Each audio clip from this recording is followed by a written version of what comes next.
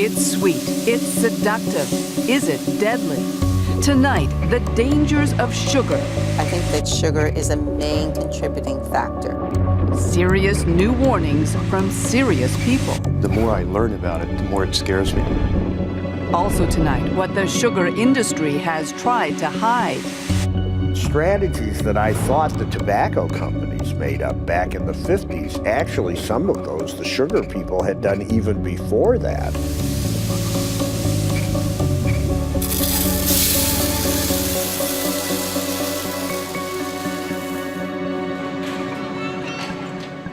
When the Breeden family goes shopping, like most Canadians, they try to buy healthy.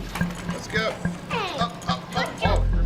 But like most Canadians, they don't always succeed. They're busy. Meals have to be quick. And then there's keeping the kids happy. It's either Lucky Charms or the mini wheats chocolate. No, I want a Lucky Ones. Okay, Lucky Charms? Okay. You want one that looks like half a moon? Or you want A lot of what they eat is processed. They assume it's nutritious, but they've never paid much attention to what's in the food they buy, have no idea how much sugar is hidden in it. All right, guys, so I want you to just kind of start by telling me a little bit about some of the groceries that you got today and where Registered dietitian Jacqueline Pritchard is about to help them figure it out. Have you guys ever taken a look at any of the nutrition labels or really paid The attention label to on this kind of what the Nesquik boxes cereal say? says there are 10 grams of sugar in 3/4 of a cup. But whoever eats just 3/4 of a cup? Just check the ingredients now. And how many of those would go into your bowl to make up your bowl of cereal? For me, I'd say probably like eight or 9. Okay. 11. That's a lot of cereal. And as Jonathan Breeden is about to find out, an awful lot of added sugar. So in your serving of cereal, of about 8 of these servings, Yeah. you're looking at about 20 teaspoons of sugar added Yeah, of that's- non-nutritional value. That's a lot. Yeah. So let's start at the beginning. What do we mean when we say sugar? Well, whether it's the white stuff that you bake with or the brown stuff that you sprinkle on your oatmeal, whether it's honey, molasses, syrup, maybe the high fructose corn syrup you've heard of, there's a lot of that in things like pop.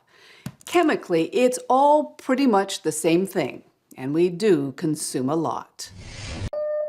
On average, in this country, 26 teaspoons of sugar per person per day.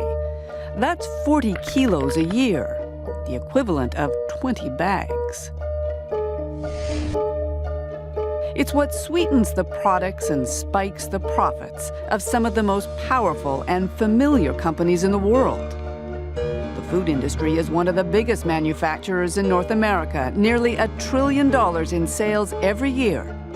And it couldn't do it without sugar. Sugar is one of the essential basic ingredients used in 99% of the processed foods out there. Former industry executive Bruce Bradley has worked for some of North America's biggest food companies. It's something that can drive a lot of taste in the products and a lot of appeal for consumers. So it's one of the basic building blocks.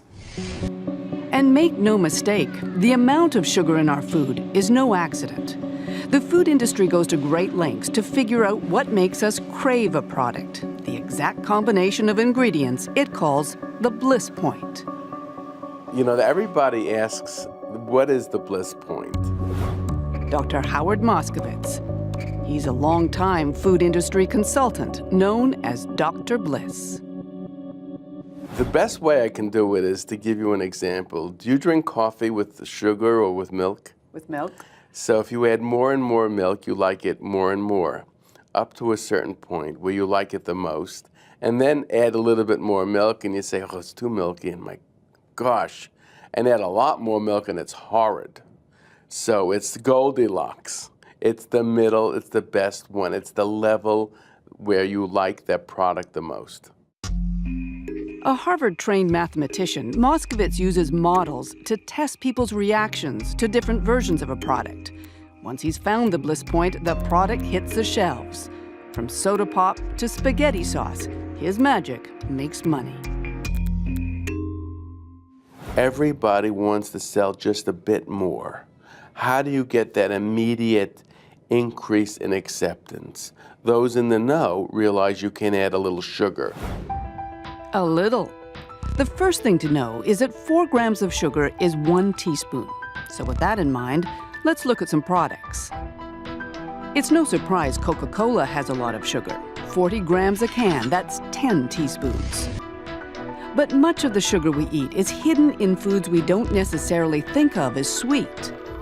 This oatmeal, 3 3/4 teaspoons of sugar a bowl. This vanilla-flavored yogurt, nearly 5 teaspoons in just half a cup. You can find sugar added to bread, soup, all kinds of condiments, hot dogs. This chicken dinner, labeled Healthy Choice, has 5.5 teaspoons of sugar in every serving. Is this the result? There's no question, as our consumption of sugars has grown, so have our bodies. Canada doesn't keep good statistics, so we've used American ones. And those stats raise the troubling question, are we changing our evolutionary shape? Here's the line showing our sugar consumption for the last 50 years. Here's the number of people who've become overweight and obese. Now, look at this line. It's for cases of type 2 diabetes. And this one, diseases of the heart. Back in the 80s and 90s, we used to blame a lot of those problems on dietary fat. But then we started taking fat out of our foods. Did the incidence of disease go down? No. So that got a lot of doctors and nutritionists asking why. The answer, according to an increasingly vocal group, is sugar. Which was worse, the sugar or the fat? The sugar 1,000 times over. Robert Lustig, doctor, author, medical professor, and one of the leaders of the anti-sugar campaign. The fact is, our food supply has been altered and adulterated under our very noses and in plain sight over the past 30 years. In addition to treating obese kids, Lustig is a YouTube sensation.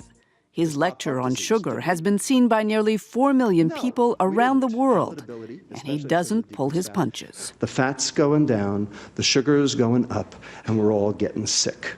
You use words. You use poison. You use toxic.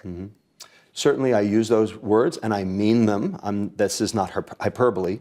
This is the real deal.